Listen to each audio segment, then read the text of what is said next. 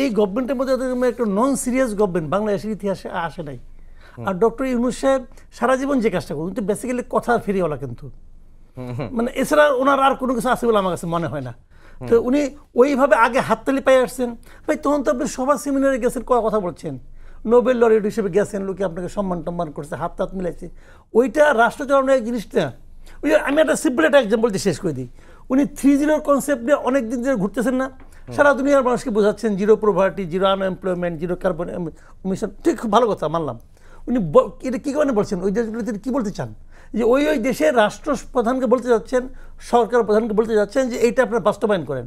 তা আপনি তো গত 1 বছর ধরে এই দেশে আছেন, দেশ চালাচ্ছেন, দেশের সব কিছু আপনার হাতে, আপনি এটার জন্য কয়েকটা স্টেপ দিচ্ছেন? Not a single step. Rate তো বাড়ছে আরো, নট এ সিঙ্গেল স্টেপ। উনি কি কমেছে? উনি কি জিরো এমপ্লয়মেন্টের ব্যাপারে কোনো একটা পদক্ষেপ নিতে পারছে? আরেকটা জিনিস হলো কি, zero poverty, zero employment, zero unemployment, পার্থক্যটা কি রে ভাই? যদি আপনি জিরো প্রভার্টি করতে পারেন, তো জিরো আনএমপ্লয়মেন্টের প্রয়োজনটা কি? প্রভার্টি তো নাই। তো এইগুলি হলো কি জানেন, এগুলো হলো কি বললাম না, কথার ফেরিওয়ালা। তো কথা দিয়ে ভাই চিরা ভিজে না, এটা আমাদের গ্রামেই বলে দিছে, আমাদের বাপ চাচারা আগেই বলছে যে কথা দিয়ে ভাই চিরা ভিজে না।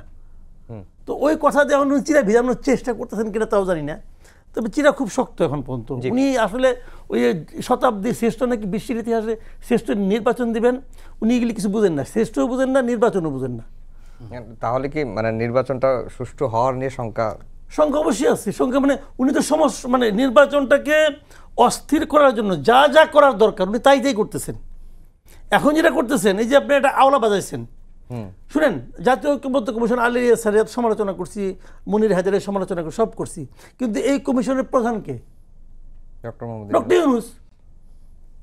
তাহলে এই যে জিনিসটা দেওয়া হয়েছে ওনাকে, এই যে এইটা যেটা সুপারিশটা, এটা তো তার দায় যে তোনার। উনি বলবেন আমি তো পড়িনি, উনি আসলে কোনো কিছু পড়েও না, উনি কমন সেন্স দিয়ে সব কাজ করে।